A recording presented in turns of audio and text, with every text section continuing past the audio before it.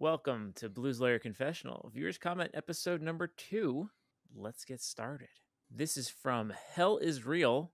I want to give a shout out to Hell is Real. They've commented on almost all of our videos and numerous times, so it's fantastic. Thank you for all the participation. Gibson has lost lawsuit after lawsuit trying to protect their brand name. Do you think they would go after people who legally buy Chibsons over eBay and sell them? I understand Gibson says they can do nothing about people in China producing, actually we said that, and selling fakes, and U.S. Customs is watching for them. We also said that.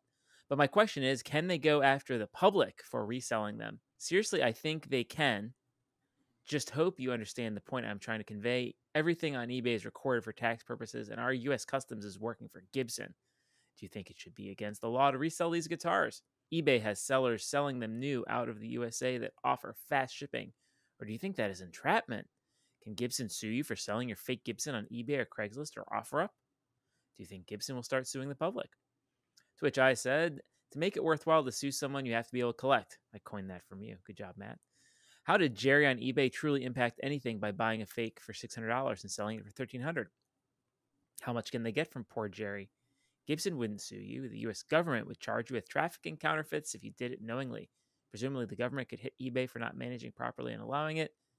Then eBay would say that buyers can identify and flag fakes, and then who knows?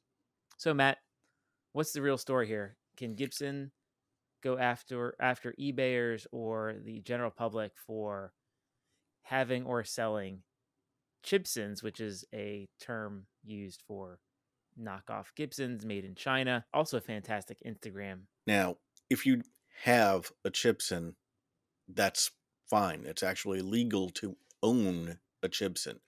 You can own a Chinese-made Gibson, no problem. That's not against the law. That's not actionable. The problem comes when you try to sell it, because that you could run afoul of the Lanham Act. And in fact, that's what Gibson sued Dean for, was Lanham Act violations. That's counterfeiting. So if you want to go out and buy a Chibson, absolutely have fun, knock yourself out. That's not a violation of any law. That's not going to open you up to any liability.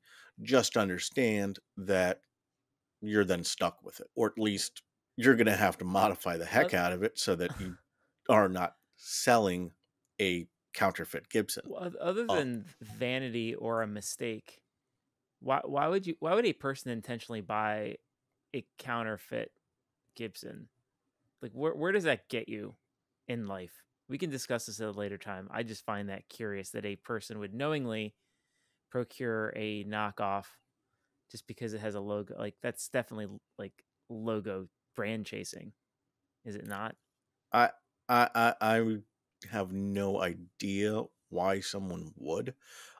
It's funny. When I saw this comment on our local Craigslist, there is literally someone from my neighborhood who is trying to buy a Chibson, and they are saying, hey, sell me your Chibson. And number one, I wouldn't, because again, that's where the problem is.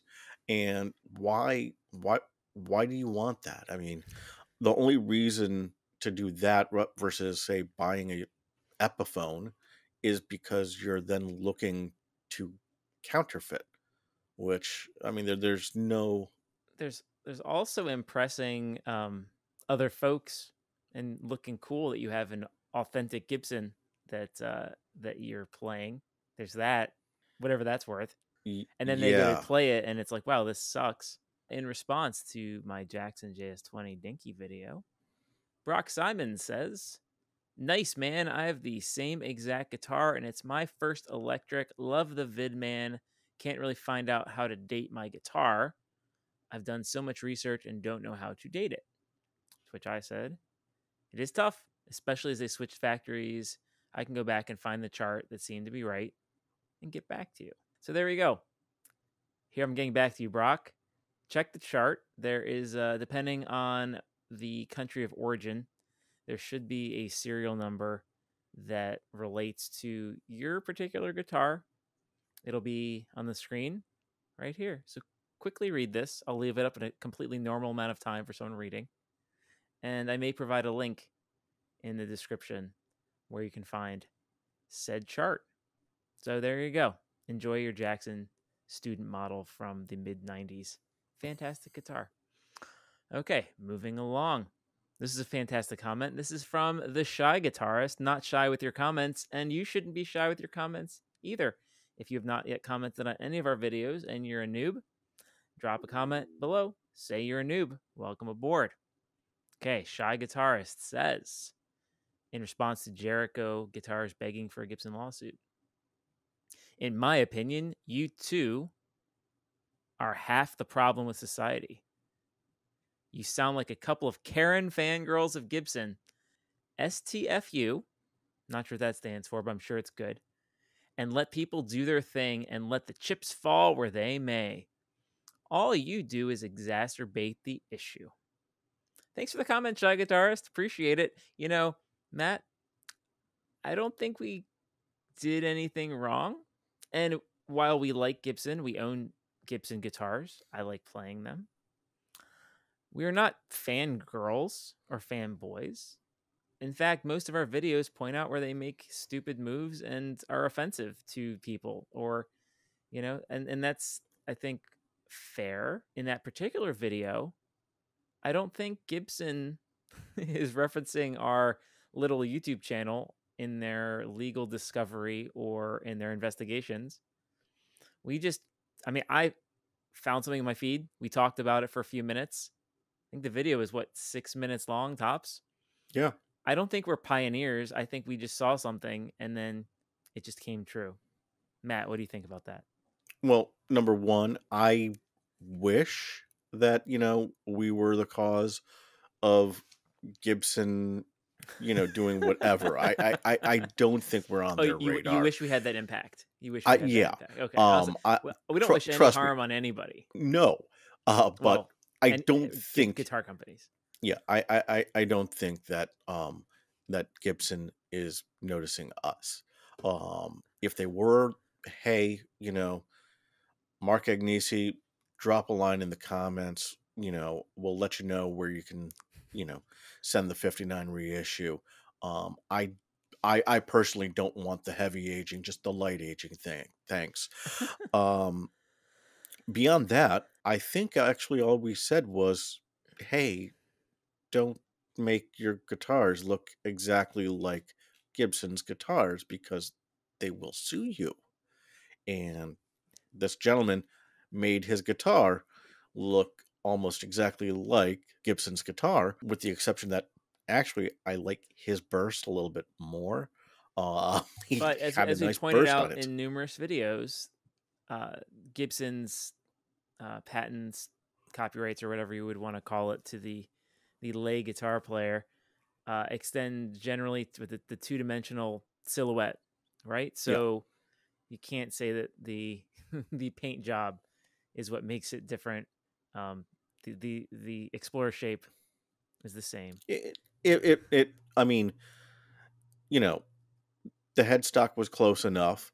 The body shape was close enough. Those things are actually registered. Those are trademarked. They're trademarked, and I believe they're patented as well. And so Gibson, they were within their rights to do it. What they did, I don't know to the extent of, how or if, they had his web, his domain pulled or anything like that. That I don't know. There's so much more to that story that we don't know. Yeah. Gibson's also not doing that without sending a letter, and he may have just ignored the letter. We don't know. These are all things that we're hypothesizing. Just like 3 months ago when we projected that it's possible that Jericho will get in trouble, and it happened that way. Just like our friend Turf Shifter commented, you called this correctly, because we did. We saw something that was obvious. Again, half our videos talk about Gibson lawsuits. So it's a thing they do. It's kind of like betting on Alabama in football. Like or Georgia, you're going to be right most of the time. Sanaka Edwards, thanks for commenting again on the Jericho video. Next target. Sanaka says, dang, profit channel here. You are correct. This is a profit channel, not a for-profit channel. However, great opportunity. Drop a like and subscribe. The more subscribers we get, there is the outside chance we could start making a minor profit. If you subscribe, maybe you'll know what'll happen 2 or 3 months in the future going forward. Okay, here's a great one. Again, this is in response to the We Called It Jericho video.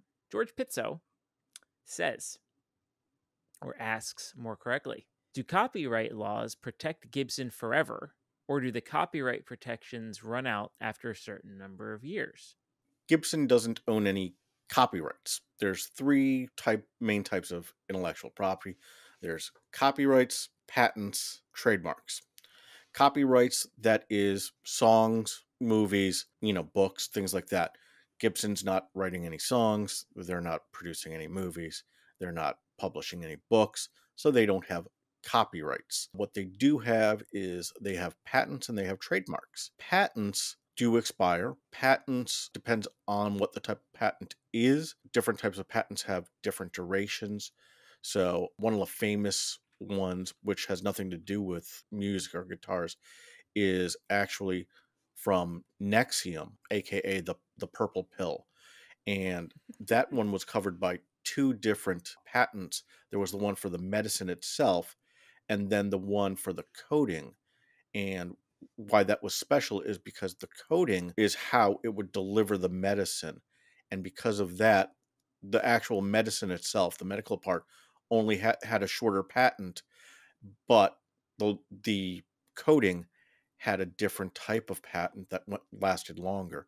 So once that expired, they then did a reformulation so that they could keep it going. There's also a trademark. Now, trademarks, you have to re-register them, and sometimes people swoop in. Gibson pays pretty handsomely to make sure that their trademarks don't really come up for grabs. That said, they have in the past dropped the ball. There are markets that they weren't super quick on. Another example of this, the store Bed Bath & Beyond. It didn't register its trademark in New Zealand, and as a result, a company in New Zealand registered Bed Bath & Beyond, thinking, ha ha ha, we are now just going to, coast along using their goodwill. And now they have to say, oh, by the way, we're not associated with the Bed Bath & Beyond. That's not doing so hot in the United States. So that's it. There is no copyright, but they do have trademarks. They do renew them. Patents, the patents that they do have, most of them have expired. The humbucker patent, that expired. And we'll talk about this some other time. You can even patent a fretboard, little teaser, things like that, designs, those are patents. Less fiddling, More playing.